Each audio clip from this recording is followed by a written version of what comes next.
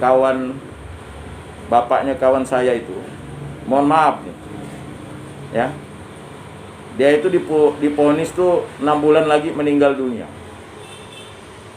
Lalu ketika dia udah setahun lebih, setahun 8 bulan dia tidak meninggal dunia, ya kan, karena didoakan dan usahanya diobati. Dia penyakitnya liver kan. Lalu tiba-tiba masuk ke rumah sakit. Nah, masuk ke rumah sakit nih. Lalu ditangani dokter yang sama. Lalu dokter yang sama, oh, dia merasa sombong kan. Oh, ini kan penyakitnya yang lama katanya.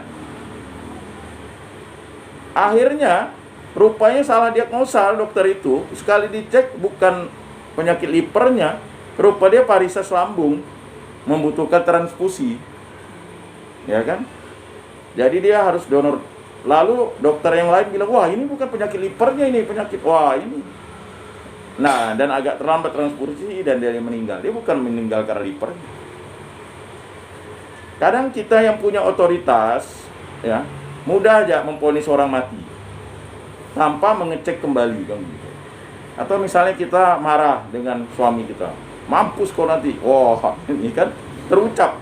Kalau mampus suaminya baru dia nangis. Nah, jadi omongan tuh lebih cepat daripada pemikiran.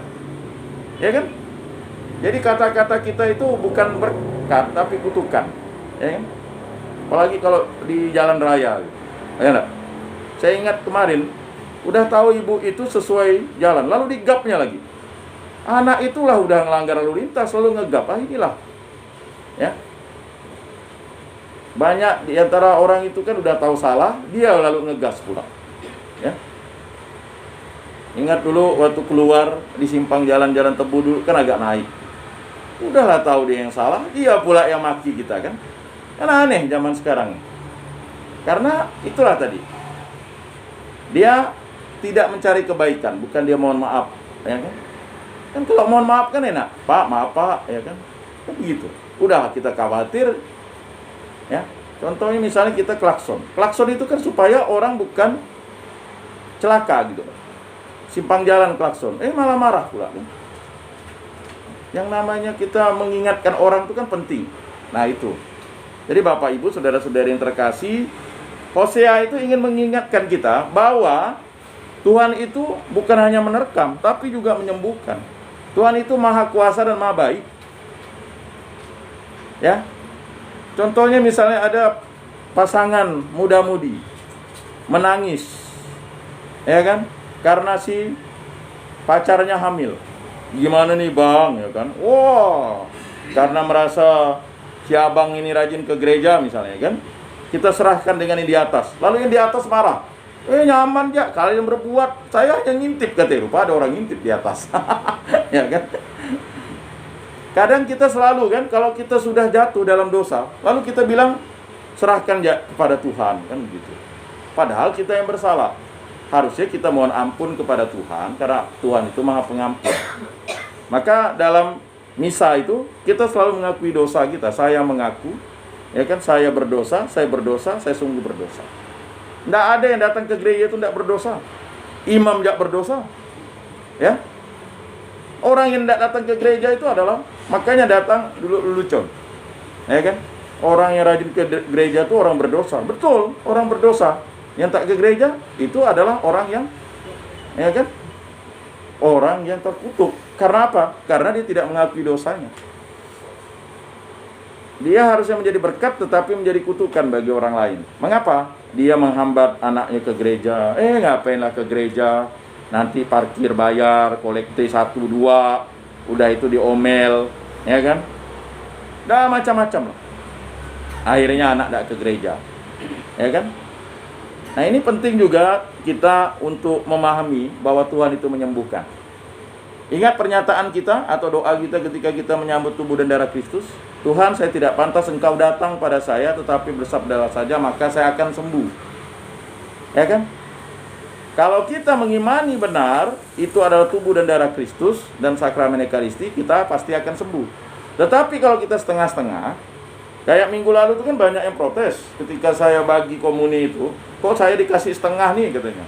Sengaja saya kasih kepada yang prodiakon, kepada aktivis gereja, ya kan? Karena biarpun dia dibagi dua atau kecil pun, wujudnya sama. Mau kita makan itu 10, ya, Mama Bang Alik ini biasanya makan tuh sampai pernah dulu 5, 6, 7. Karena kebanyakan kan, tidak bisa dibalikkan ya. Nah, kadang kan biasa 3 ya kan, atau 2 ya kan. Karena memang saya minta lebih. Tetapi ketika kalau di gereja kita dikasih setengah, itu bukan setengah Yesusnya, enggak. Ya kan? 2 pun tetap 1 Yesus ya kan? Setengah pun tetap 1 Yesus. Karena memang sakramen itu harus ya dalam jangka waktu sekian waktu itu kan harus dihabiskan. Ya kan? Dan ketika mendapat yang patah lalu protes pula kan? Ya protesnya saya bilang, wah ini tidak mendalami nih, saya bilang kan. Dan memang konsekuensi logisnya ya seperti itu. Nah, lalu dia bukan hanya memukul dan melukai, tetapi juga membalut luka-luka. Jadi ketika kita jauh dari Tuhan, kita rasakan Tuhan itu memukul kita. Ya. Coba Bapak Ibu kalau tidak percaya, kalau tidur tidak berdoa, setelah bangun tuh rasanya bersalah. Kalau masih merasakan bersalah itu berarti kita tuh merasa bersalah, berdosa. Tapi niatnya mau berdoa, nantilah Tuhan, nantilah ngulur-ngulur. Ini masih ada film yang bagus nih, ini masih ada TikTok yang saya tonton nih. Tahu-tahu ya dah bangun tidur kan. Ya minimal tanda salib lah dalam nama Bapa dan Putra dan Roh Kudus kan. Memang dunia ini membuat kita ngantuk. Berikutnya, dia bahkan juga menghidupkan dan membangkitkan sehingga orang dapat berdiri tegak di hadapannya. Nah, siapa yang dapat menghidupkan? Ketika kita dibaptis, kita menjadi hidup baru. Ya. Jadi, semua orang yang dibaptis itu adalah ciptaan baru. Bukan lagi ciptaan yang jasmani, tetapi ciptaan yang rohani berasal dari Kristus Yesus. Memanggil Tuhan itu Bapa. Menjadi murid Kristus, menjadi kenisa Roh Kudus, menjadi ciptaan baru dan memperoleh karunia keselamatan. Maka kita wajib, layak dan pantas untuk menjadi saksi-saksi Kristus. Dia membangkitkan. Siapa yang membangkitkan kita? Ya. Yang membangkitkan kita adalah Tuhan Allah nanti. Ya kan? Ada tradisi kuburan itu. Nanti dia bangun, lihat salib itu, ya kan? Salib itu, oh berarti tandanya dia sudah meninggal. Ya enggak masalah mau salib ke atas kepalanya, di kakinya, di kiri, di kanan, enggak ada masalah. Ya kan? Persoalannya yang membangkitkan itu Allah nanti. Ya kan?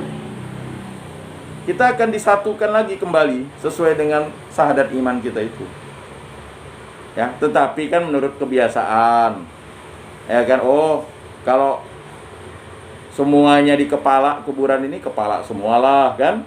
Kalau semuanya di kakilah kan gitu. Kalau semuanya salibnya di badannya di tengah, boleh enggak? Ya boleh lah, tergantung tanahnya besar ke enggak.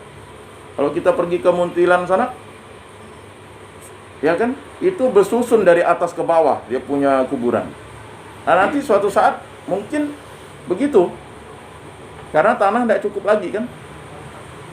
Nah, jadi Bapak Ibu, saudara-saudara yang terkasih, ya, sehingga orang dapat berdiri tegak di hadapannya. Bagaimana kita bisa berdiri tegak di hadapannya kalau kita tidak diampuni dosa-dosa kita? Karena nanti kita akan diadili oleh Tuhan Yesus Kristus. Ya kan? Makanya ketika pengadilan itu, kita meninggal itu kan kiamat kecil. Mana lagi kita mikir makan, minum, langsung menghadap Yesus. Jadi harus diberikan penjelasan kepada orang Katolik. Lalu yang gentayangan hantunya itu sih setan. Enggak, dia datang dalam mimpi. Bisa jadi. Itu, ya, pertanyaan itu memang bisa dijelaskan begini. Mengapa dia datang dalam mimpi? Berarti, ya kan, dia mengingatkan kita untuk selalu setia kepada Tuhan Allah. Itu saja. Oh enggak, ada rokoknya bau. Ya itu kan sebenarnya begini ya. Kita ingat enggak CD ya? CD itu kecil tapi dia bisa menayangkan gambar-gambar sampai 1 jam, 2 jam kan? Belum sekarang ini di HP ya. Jadi ada sejenis kayu itu yang bisa merekam kejadian masa lampau. Jadi seakan-akan orang itu hidup gitu. Kan kita teringat misalnya ada seorang yang kita cintai, rajin misalnya dia pipis jam 3 subuh, ya kan? Tiba-tiba kita bangun jam 3 subuh kok lihat ada dia. Itu kan sebenarnya ya lintasan memori kita gitu. Kalau dia benar-benar ada, dia bisa megang kita lah. Kalau dia benar-benar ada, ya berarti dia hidup kan gitu. Nah, pernyataan itu harus dipahami bahwa kontestasi bagi orang Katolik, ketika kita sudah dibaptis, kita itu sudah ditebus oleh Allah. Dan kita nanti meninggal langsung bersama-sama dengan Allah. Tetapi apakah kita bisa masuk dalam kerajaan Allah? Itu tunggu dulu, lihat loh. Apakah kita ada titik noda?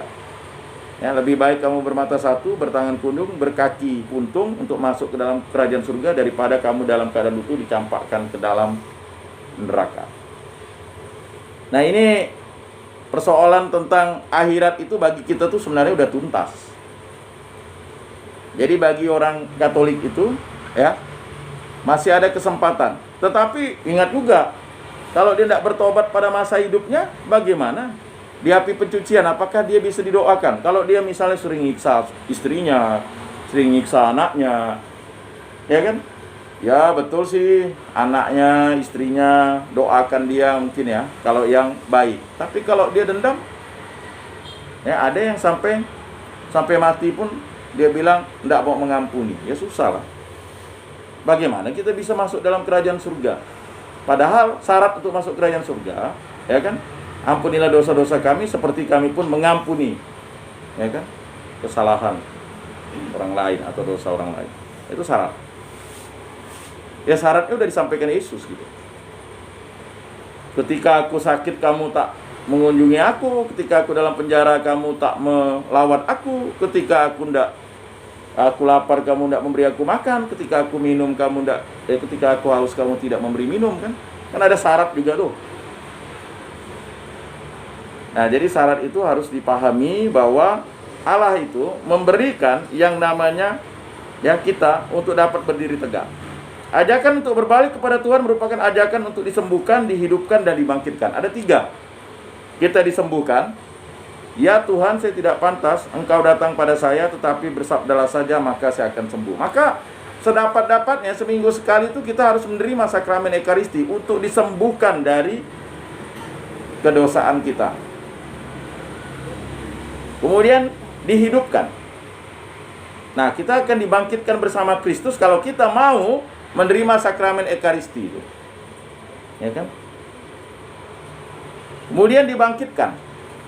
Maka kepercayaan orang Katolik itu kita akan dibangkitkan oleh Kristus dan karena jasa Kristus.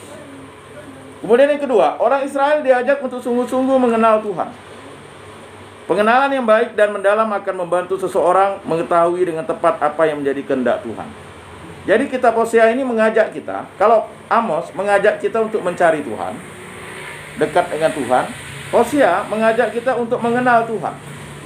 Sudah kenalkah kita dengan Tuhan? Ditanya, Yesus itu bagi kamu apa? Bagi kami Tuhan. Ya kan? Bagi kita ini apa? Ya kan? Oh, Yesus itu sebagai juru selamat, sebagai Mesias. Ada 20 gelar Yesus tuh. Sesuai dengan kristologi Alkitab ya. Yesus anak domba Allah. Coba dari awal itu kita udah diperkenalkan dengan nama Yesus. Dalam nama Bapa dan Putra dan Roh Kudus kan. Nah, dari situ kita terus diajak ya sampai Tuhan kasihanilah, Kristus kasihanilah, Tuhan kasihanilah. Ya. Kita diajak untuk memang mengenal Tuhan. Dan orang Katolik itu pasti mengenal Tuhan. Mengapa dia harus ke gereja seminggu sekali? Karena dia harus berjumpa dengan Tuhan. Mengapa dia harus menyambut tubuh dan darah Kristus? Karena dia ingin ya berjumpa dekat dengan Tuhan dan menikmati Tuhan. Nah, itu yang harus dipahami. Kalau kita datang ke gereja hanya sekedar untuk absen, hanya untuk karena dianggap soleh, ya itu sia-sia. Karena kita datang ke gereja adalah keintiman kita dengan Tuhan Yesus. Maka kita menyambut tubuh dan darah Kristus. Tetapi kalau kita sudah melakukan dosa, kita tidak intim dengan Allah. Makanya kita harus bertobat. Kemudian pengenalan yang baik dan mendalam akan membantu seorang mengetahui dengan tepat apa yang menjadi kehendak Tuhan. Hal ini berguna sekali untuk mengatasi persepsi atau pandangan yang salah tentang Tuhan. Jadi persepsi yang salah tentang Tuhan. Yesus itulah satu-satunya penolongku yang sungguh. Ia berjanji akan kembali untuk kita semua. Oh, haleluya. Puji Tuhan, upahmu besar di surga. Oh, haleluya. Puji Tuhan, upahmu besar di surga. Coba kalau kita lagi sedang persoalan. Yesus itulah salah satunya, bukan satu-satunya, salah satunya. Ya kan? Inilah salib kita, maka kita tuh dijauhi orang, jualan kita tak laku. Lalu salib pula. Inilah kita minoritas. Enggak. Sebenarnya Tuhan itu memberikan kita keistimewaan. Mengapa kita harus selalu takut dengan minoritas dan mayoritas? Karena memang Yesus itu sendirinya sudah sendiri. Ya. Sebenarnya orang ini kan selalu membuat kita itu menjadi kerdil. Padahal kita tidak perlu takut. Ya kan? Karena Yesus menyertai kita sampai akhir zaman. Ya, cobalah kalau tidak percaya misalnya. Ya. Ada kesaksian seorang ibu ketika dia lewat kuburan. Akhirnya dia nyanyi lagu itu. Ya kan? Tetapi ketika dia lagi sedang suka, hanya salah satunya Yesus. Ya kan? Kalau dalam duka, Yesus itu satu-satunya. Mengapa orang sering lupa dan sombong? Hal ini berguna sekali untuk mengatasi persepsi atau pandangan yang salah tentang Tuhan. Pandangan yang salah.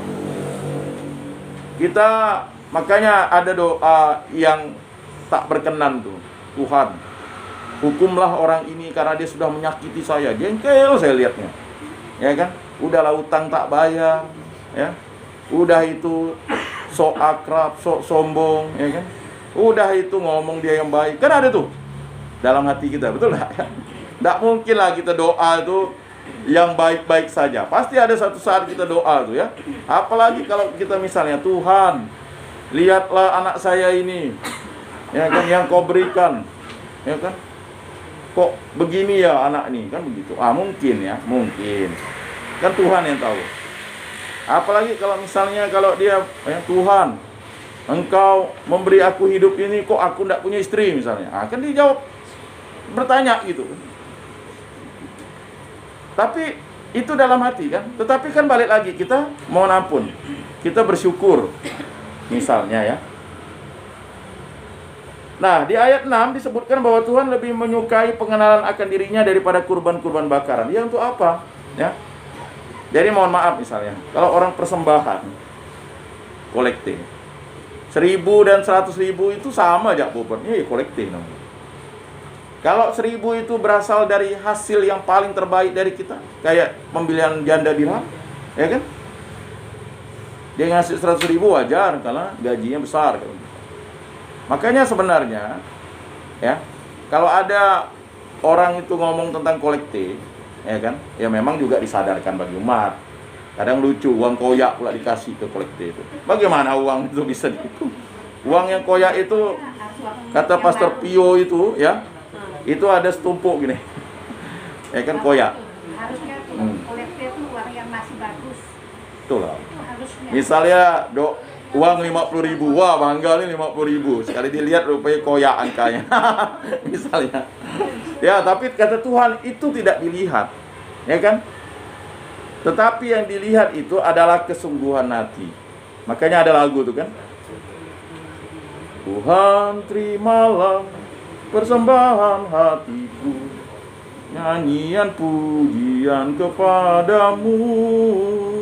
Ya memang persembahan kita ya tuh diri kita ini kan. Kalau kolektif itu kan bagian dari ya kan keikhlasan. Nah, makanya dia tidak menyukai kurban bakaran. Yang dia sukai adalah ya itu tadi persembahan diri kita. kurban bakaran bisa saja dipersembahkan tanpa pengenalan akan Allah. Sekarang gini, kalau kita lagi pesta kan, yo bakar ikan, kan enggak kasih Allah kan. Bakar daging babi misalnya kan, bipang. Ya kan? Ya kalau enggak kenal dengan Allah pun enggak perlu. Ya kan? Orang bisa ada kurban bakaran. Karena itu pengenalan akan Allah jelas lebih bermakna, sebab dengan itu orang Israel mengetahui dengan pasti siapa Allah mereka. Jadi kita harus mengenal Allah. Ya, berhubungan intim dengan Allah. Berhubungan intim itu sebenarnya kita mencintai Allah dengan total. Cintailah Tuhan Allahmu dengan segenap hatimu, dengan segenap jiwamu, dengan segenap akal budimu, dengan segenap kekuatanmu, dan cintailah sesama manusia seperti dirimu sendiri. Jadi itu, ya. Jadi cinta, love. Yang ketiga, Tuhan selalu setia kepada umatnya di ayat 3. Kesetiaan Tuhan itu digambarkan seperti fajar yang selalu menyingsing di pagi hari, atau seperti hujan yang turun pada akhir musim. Ya kan? Jadi fajar. Ya. Sementara itu kesetiaan manusia terhadap Tuhan ternyata amat singkat, diibaratkan dengan embun pagi yang hilang pagi-pagi benar, atau seperti kabut pagi. Jadi cinta kita kepada Tuhan itu seperti embun pagi sebentar ya. Ya kan? Kalau kita udah marah suami dan enggak lagi lah. Udah marah istri enggak lagi katanya tuh. Ya. Jadi cinta kepada Tuhan itu total, cinta kepada sesama juga harus total. Kesetiaan Tuhan memang tidak dapat dibandingkan dengan kesetiaan orang Israel. Namun hal ini diangkat agar setiap orang Israel perlu belajar sungguh-sungguh mengenalnya. Nah, inilah penjelasan teks yang diberikan kepada kita. Semoga nanti itu disaringkan kepada suami, istri, anak-anak kita, ya, pacar kita, orang tua kita, ya, tetangga kita, ya, bahwa mengenal Tuhan itu adalah sesuatu yang utama. Tidak mungkin Bapak Ibu mencintai, ya kan, kalau tidak kenal, ya. Misalnya tiba-tiba kita dijodohkan kan, zaman dulu kan pakai telukung tuh, tahu telukung enggak? Cadar nih. Ceritanya si itu kan pernah dijebak oleh ini, ya, oleh Laban. Si Lea tuh yang dikasih, padahal yang dicintai Rahel. Ya kan? Karena Lea dan Rahel itu cantiknya sama, tapi kan cantik itu menurut Yakub karena dia senang dengan Rahel. Siapa bilang Lea tidak cantik? Lea kan melahirkan Yehuda, Yehuda ganteng kan? Jadi, ya, saya sudah baca tuh, ada satu kawan saya bilang Lea tuh matanya juling. Dari mana? Katanya. Saya baca. Nggak mungkin lah Yakub mengawini orang juling. Karena dia pakai telukung tadi, cadar tadi itu. Jadi kawinlah dia itu. Tiba-tiba besoknya dia lihat, loh kok Lea? Protes dia dengan Laban. Nggak baik katanya mengawini adiknya dulu. Ya kan, harus kakaknya dulu. Memang parah juga Laban. 7 tahun lah bekerja untuk Rahel lagi. Jadi dia 7 tahun dapat Lea, 7 tahun dapat Rahel, 14 tahun dia kerja dengan Laban. Ya. Jadi ceritanya tuh, sebenarnya Yakub ya tetap senang-senang saja kan, fine-fine saja. Nah, cuman itu tadi. Pastilah harus kenal dulu. Maka dalam penyelidikan kanonik itu kan ditanya, mengapa kamu ingin mengawini si A? Karena saya mencintai dia. Betul enggak? Kata si B. Oh iya betul, karena saya mencintai dia. Ya kan? Jadi pastor enggak lagi nanya tuh. Tapi kalau bilang mengapa kamu mengawini A? Oh karena dijodohkan bapak saya. Oh udah kacau sih. Iya. Dan penyelidikan kanonik itu kan sudah sebenarnya sudah masuk, ya, sudah jelas itu. Makanya saksi kanonik itu biasanya dicari dari lingkungan yang terdekat, ya, atau orang terdekat. Nanti saksi perkawinan berbeda lagi. Jadi kalau ada kanonik itu kan seseorang itu nanti, ya, akan dibacakan pengumuman pertama, kedua, ketiga. Yaitu sudah 75% sebenarnya, tetapi bisa batal, ya, kalau terjadi ada halangan. Tiba-tiba ada yang mengadu, ya kan? Kalau kita tahu orang ini udah kawin lalu kita diam-diam selingkungan ini misalnya kan, kita berdosa. Makanya jangan ragu kalau misalnya tahu, oh itu kan dia dulu pernah kawin di kampung tuh, ya kan, harus melaporkan ke pastor paroki jika ada halangan. Nah, ya kan. Ini dulu pernah terjadi dengan bapaknya kawan saya tuh, dia menggagalkan perkawinan bibinya. Bibinya itu udah ngakal pastor itu 2 kali dah. Ini perkawinan ketiga. Ini ponaannya, bibinya. Jadi karena hampir mau diberkati lagi tuh. Karena dulu kan, wah bagaimana, dia udah kawin 2 kali, mau kawin ketiga, kawin gereja lagi. Ya kan? Nah, akhirnya itu. Nah, ya. Ya. Memang ada yang selalu ini sering pernah kami bahas antara nikah dan kawin. Yang ada itu sakramen perkawinan, ratum et consumatum. Kalau selebrasinya pernikahan, jadi resepsinya itu pernikahan, selebrasinya itu. Tapi kalau ratum et consumatum itu akan saling menerima sakramen perkawinan, kan disebut akan saling menerimakan sakramen perkawinan. Tidak disebut sakramen pernikahan. Kalau sakramen pernikahan itu hanya resepsinya saja. Memang sih, ya bahasanya itu. Karena yang halal itu adalah kawinnya. Yang tidak halal itu jinahnya. Nah, jadi memang masalah kawin dan nikah itu dulu memang cukup panjang, alot dulu untuk menjelaskannya. Tetapi di gereja Katolik maka disebut dengan akte perkawinan. Ya kan? Akte perkawinan. Surat kawin gereja. Ya kan? Betul. Ya, kalau kawin itu halal, itu harus menerima sakramen perkawinan. Ratum et consumatum namanya. Nah, mungkin ada yang bertanya. Karena kalau kawin itu halal, yang tidak halal itu zina. Tetapi ada 3 lembaga yang mengurusi perkawinan di Indonesia nih. Pertama, ya kan, kawin adat. Ya kan, menurut orang adat itu sah. Lalu ada kawin gereja, ada kawin negara. Ya kan? Kawin gereja itu halal. Kawin adat itu sah, tapi tidak halal. Ya kan? Tidak ratum et consumatum. Lalu kawin legal. Ya kan? Walaupun dia sudah kawin gereja tapi belum legal.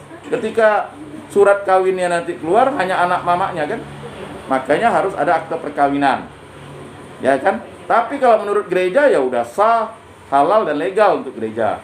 Tapi maksudnya dicatat negara itu legal untuk hukum negara. Supaya terjadi nanti itu.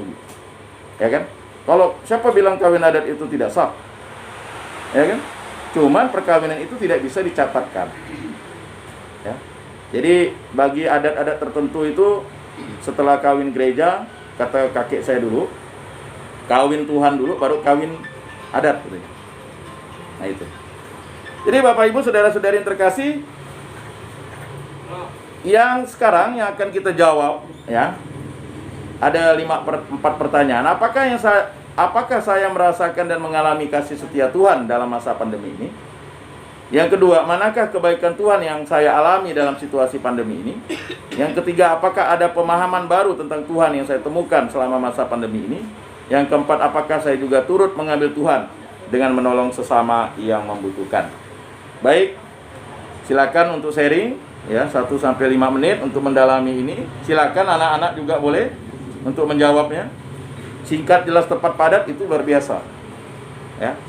Sayang nih orang mudanya sedikit nih. Dulu ada orang anak muda itu, siapa, Rere ya. Bagus dia jawaban. Tapi enggak, sekarang kok jadi malas dia. Ya kan, oh sakit, kita doakan supaya sembuh ya, pulih. Oh ya, main itu ya. Wah, biasa main bola. Baik, silakan saya beri kesempatan kepada Bu Ratna dulu sebagai tuan rumah untuk bersharing dulu tentang kebaikan Tuhan. Silakan Bu. Ya singkat Bu, 1 kata pun enggak apa-apa.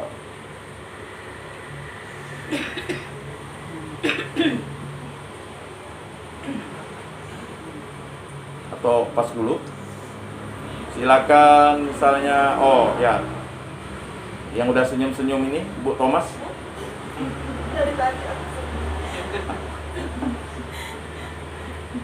Kalau lewat juga nanti lah ya. Baik, saya serahkan kepada bapak-bapak. Silakan Pak Deo, jika ada yang ingin di-sharingkan tentang 4 pertanyaan untuk sharing dan aksi nyata, silakan Pak.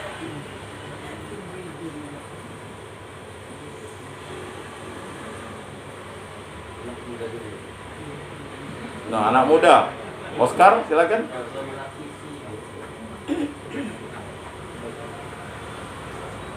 Satu kata, kebaikan Tuhan. Baik. Diberi dapat kehidupan. Baik ya.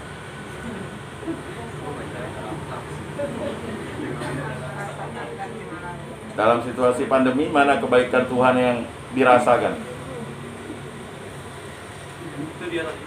Yang diberi nafas kehidupan. Oh, diberi nafas kehidupan. Baik, singkat, jelas, padat. Tuhan itu maha baik, Pak.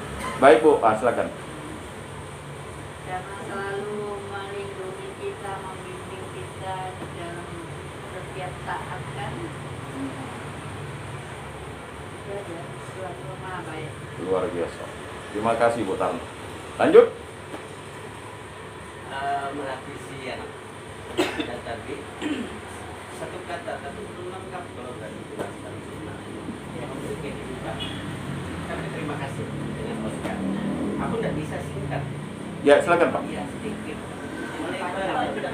Enggak apa-apa, enggak apa-apa.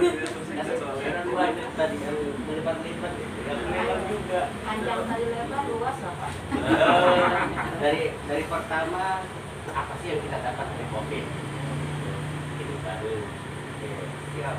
Hidup baru. Mungkin kita di sini yang menurut saya pribadi bisa menemukan hidup baru. Puji Tuhan kita diselamatkan dari COVID.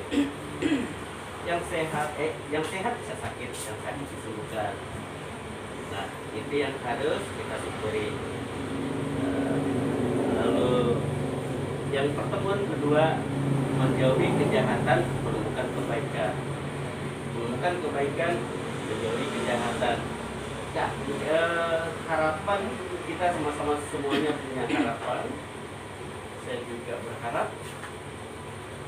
Sekali lagi, saya mohon maaf dan saya mohon juga.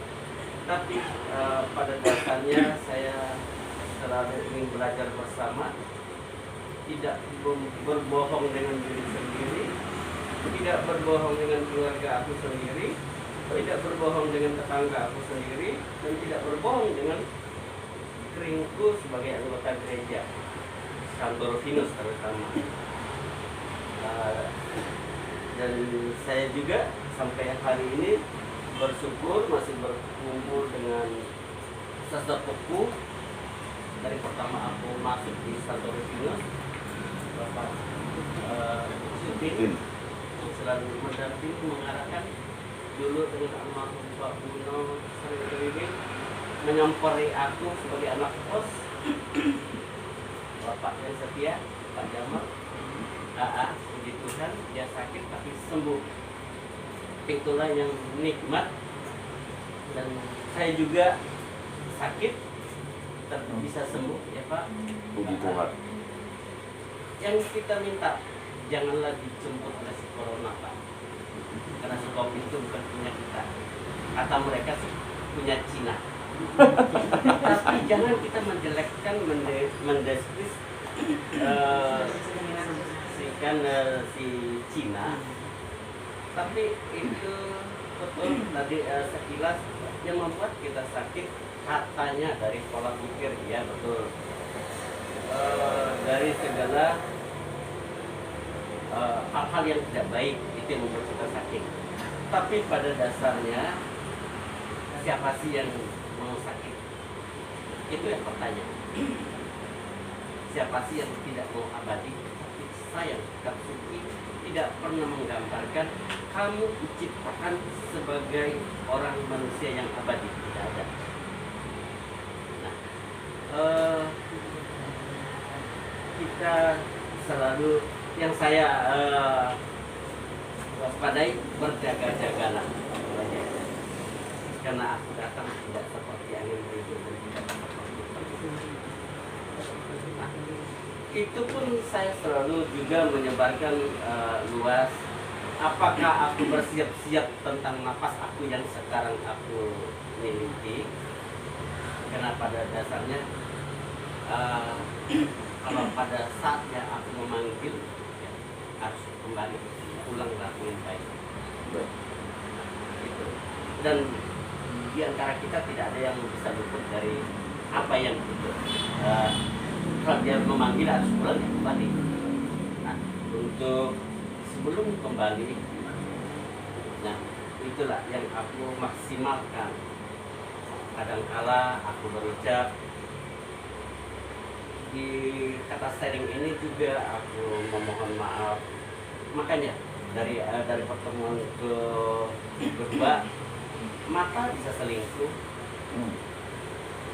kalimat aku juga bisa selingkuh, dengan waktu juga aku bisa selingkuh. Nah, dan di pertemuan ini juga yang ketiga, kalau seandainya ucapan aku juga membuat orang sakit hati, membuat orang lain tersinggung, nah, mohon dimengerti dan harap dimaafkan dengan kasih. Iya. Nah, dengan kasih. Karena kadang-kadang orang berucap tidak sesuai dengan apa yang hati nurani. Nah, mohon maaf, dari pembahasan aku juga suka dengan tentang seks, tapi tidak selalu dengan seks. Nah, karena di sini orang tua, karena tentang suami istri, betul. Tapi kadang-kala ada hal-hal yang bisa kita vulgar, ada yang tidak. Walaupun seks waktu sekarang bukan ditabukan, tapi aku juga berusaha bisa menempatkan apa yang bisa disukai dan apa yang tidak.